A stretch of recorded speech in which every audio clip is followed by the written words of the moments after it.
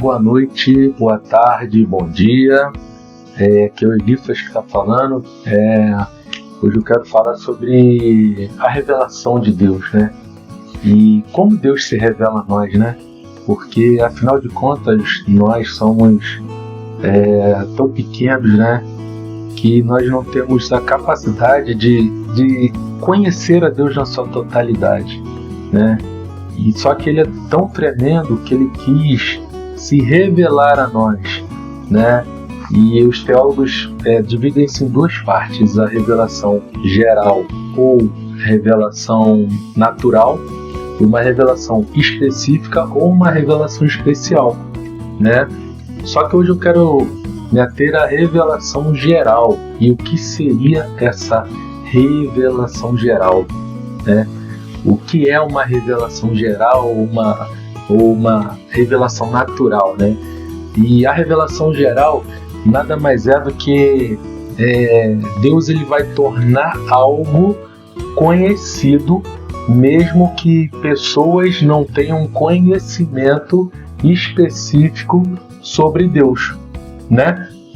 Para traduzir, por exemplo, a natureza, a criação, a natureza. Se nós olharmos para a natureza, vamos ver algo extremamente perfeito, vamos ver algo extremamente no lugar. Não existe nada fora do lugar. Se a Terra tivesse uma distância diferente da Lua, teria inundação.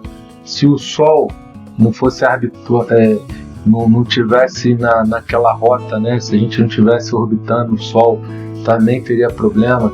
Até a nossa posição dentro do sistema solar também é perfeito, né? Aí se eu for para o macro, as bactérias, é muita informação, irmãos, é muita coisa para eu acreditar que tudo isso daí veio do acaso. O Salmo 19, eu estou com a Bíblia aqui, o Salmo 19, 1, né?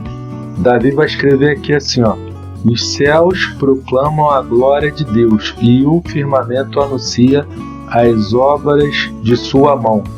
Um dia discursa outro dia, uma noite revela o conhecimento a outra noite, né?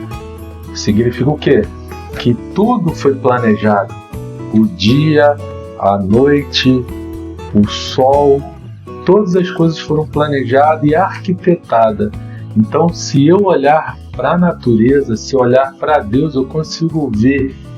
Se eu olhar para a natureza, eu consigo ver o Criador, eu consigo ver Deus, né?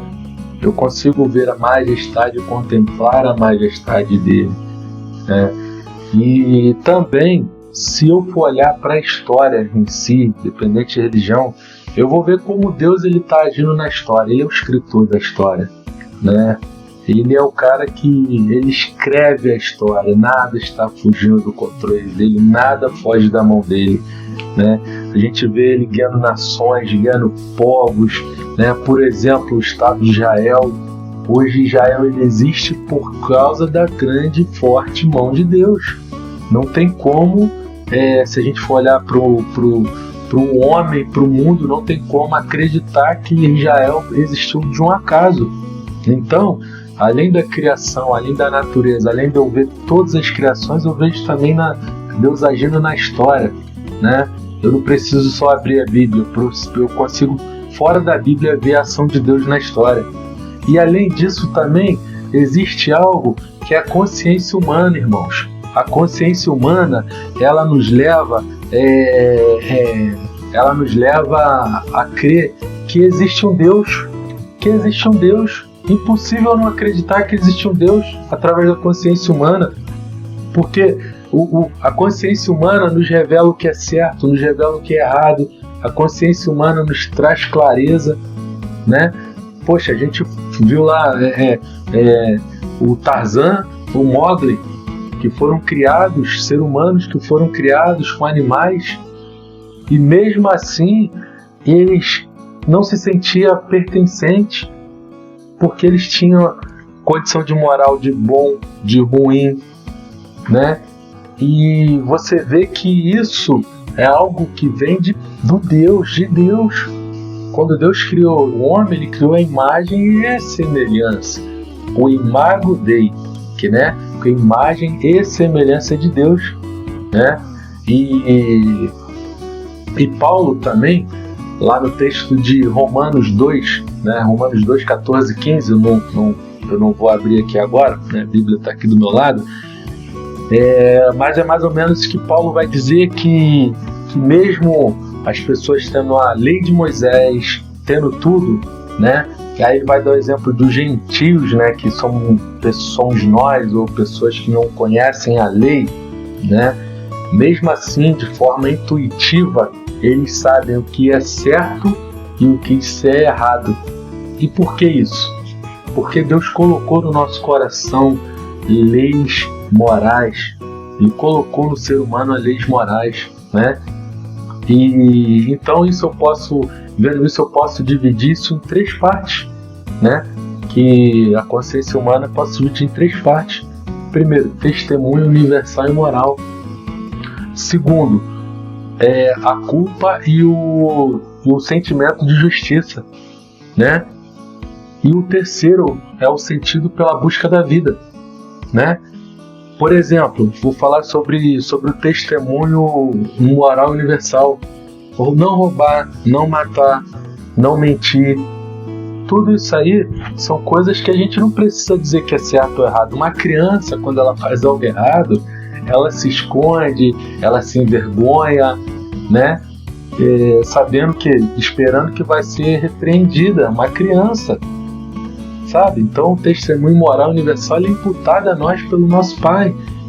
Outra, o sentimento de injustiça, né? Quando a gente vê algo injusto, né? Eu não aguento ver vídeo contra criança, idosos, né? Fazendo maldade. Meu coração ele dói, eu não aguento. Por quê? Porque eu tenho também dentro de mim, assim como vocês, o sentimento de quê? Sentimento de justiça, né? E também de culpa. Assim, quando eu faço algo errado, eu sempre falei, Senhor, me perdoe que eu tô errado. Todos nós temos esses sentimentos e erramos, né? E por último, a busca pelo sentido da vida. A busca pelo sentido da vida, entender de onde veio, de onde nós viemos, para onde nós vamos, se existe vida após a morte. Independente da sua religião, você já parou para pensar sobre isso? Independente de você ler a Bíblia ou não, você já parou para pensar, você já falou assim, qual é o meu objetivo aqui, por que eu vim para cá, o que eu estou fazendo aqui na Terra? Será que essa corrida lá que teve lá, que o pessoal da medicina diz que é a corrida dos espermatozoides lá, que fecunda o óvulo, será que isso daí foi algo em vão? Será que eu ganhei? Será que eu estou na Terra para quê? É uma pergunta que a gente se faz, que é o quê? É a busca pelo sentido da vida. E toda essa busca pelo sentido da vida nos leva ao quê? A um sentimento de filho, de querer um pai, de ter o desejo de ser preenchido no coração um Deus. Isso não estou falando de Bíblia. Eu estou falando de como Deus se revela a nós, né? E embora, né, a nossa consciência, embora Deus se revele através da natureza, embora Deus faça isso tudo, Ele também deixou algo especial ou específico, que é o que vamos falar no próximo vídeo, né? E eu quero deixar para você agora essa palavra, em dizer que nada é um acaso. Se eu crer que tudo foi criado, que tudo foi formado de uma forma, se eu for para química, se eu for para física, se eu for para ciência, se eu for para anatomia, se eu for qualquer matéria que eu vá, eu vejo perfeição na criação, tanto em nós, como no universo, como no macro, né, que é o universo, e como no micro, que é nas bactérias. Então, a palavra que eu deixo para você hoje, Deus, Ele se revelou a nós para que nós tivéssemos um relacionamento, né? Mas esse relacionamento ele pode ser muito mais profundo através da revelação especial. Eu falei da revelação geral, tá? Até a próxima. Fica com Deus.